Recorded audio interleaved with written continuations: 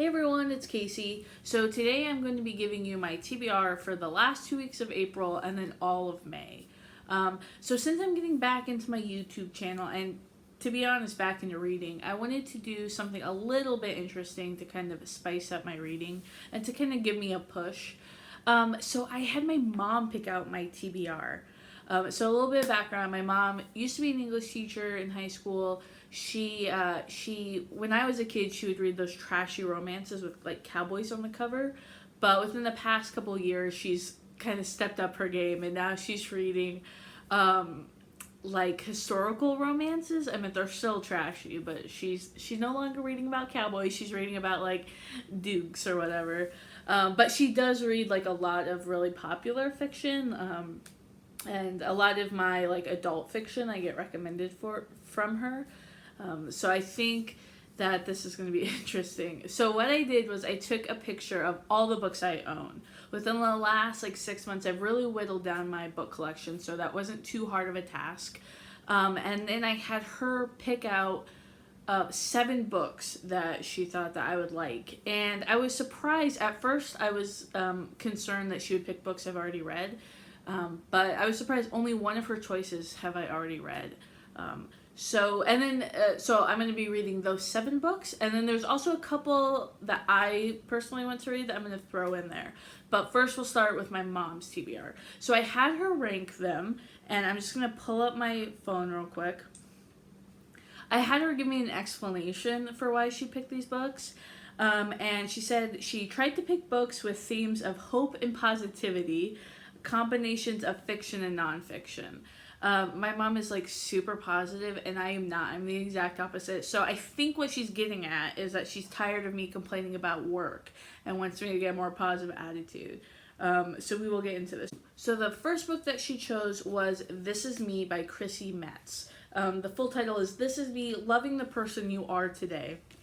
So Chrissy Metz plays Kate Pearson on the show This Is Us, which is one of my favorite shows. I love it, and I really connect with Kate's character. She struggles a lot with her weight and about like feeling that she's ready to like be loved and everything in like a romantic relationship. So this is her memoir. It's half memoir, half self-help. So I think she's going to give a lot of encouragement on how to be positive, on how to be like confident with who you are today, and just accepting yourself and not always wanting to change yourself, which I think is a message I could really use. So I am really glad that my mom picked this book out. I have been wanting to read it. It came out earlier in March, and I got a signed copy of it. So I'm super excited to read this one.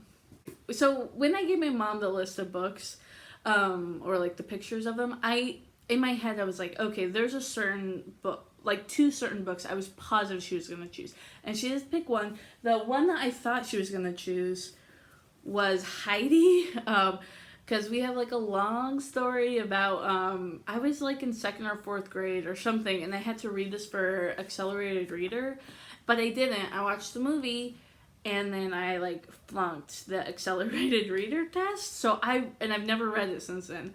I really thought she was going to pick this, but she did not. She put it on her list, but said that would be mean.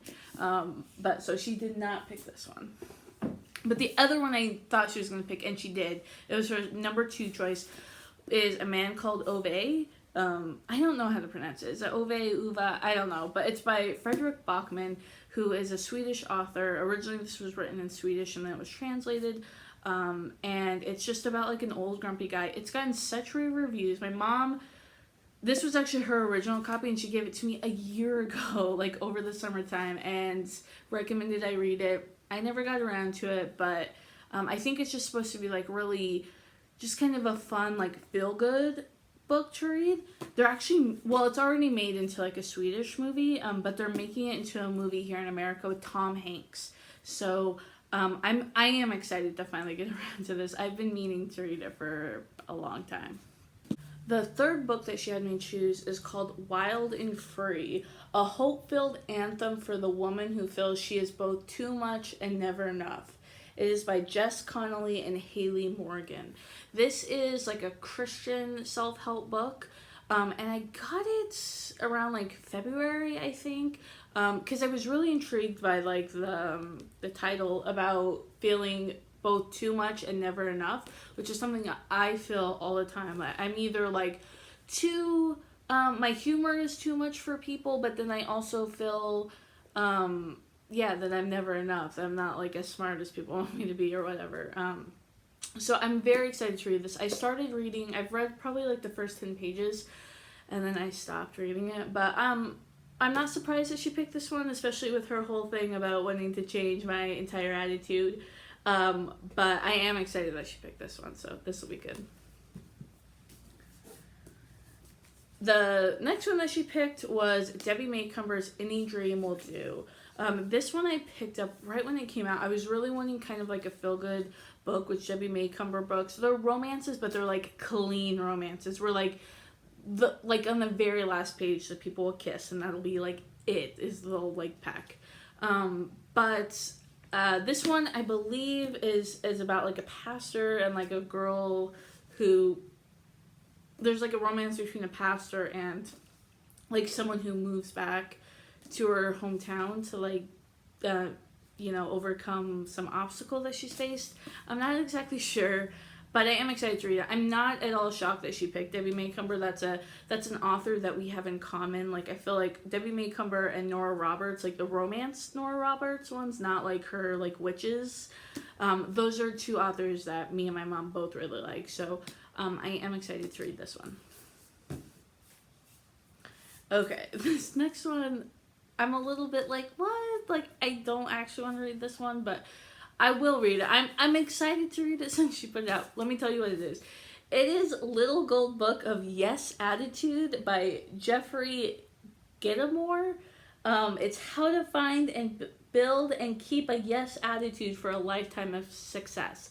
She just gave this to me. This was like, she recently moved and one that she found and was like, do you want this? And I said, sure, whatever. And now she's having me read it. Like, what? The only good thing, I think I'm going to save this for the Dewey's 24-hour readathon because it'll be so easy to read. Like, it'll be like, for me, like 2 hours, but for like a normal person, like, not very long. So this is just, going to be one of those where they'll have like 50 steps to build and keep a yes attitude. I'm going in hopeful for this. So I'll get like actual tips that will change my life and, make me successful and, find me love and change my entire life. Make me rich. The next one that she put in, this is a 6th book. She totally did this to like throw me a bone because she knows that I love this and she hates it. It is Bachelor Nation by Amy Kaufman, Inside the World of America's Favorite Guilty Pleasure. This is a book about The Bachelor and The Bachelorette, the TV shows, which I love, but my mom cannot stand them. So this was totally her like being like, okay, I just made you read this book. Now you can read a book that you actually want to read. But I'm very excited to read this one. It's gotten such good reviews from people that like The Bachelor and kind of, I think it's going to be like a juicy tell-all behind the scenes. I am excited to read this. That is an understatement. So excited. And then the last book she chose was the book that I've actually already read. If she watched my YouTube channel, she would know I already read it, but whatever. It is Eligible by Curtis Sittenfeld. This is a modern day retelling of Pride and Prejudice. I read Pride and Prejudice in May, and I loved it, and then I immediately wanted to just read every modern day telling of it, and this was the only one I could find. It was good. It wasn't like a life-changing book. Like, if I hadn't just come off the high of Pride and Prejudice, I probably wouldn't have liked it as much as I did. But yeah, I really enjoyed it. It was, kind of fun, like some, not really smutty, but there was like a little smut-ish in it. So I will not be rereading it, but she did pick that one for me.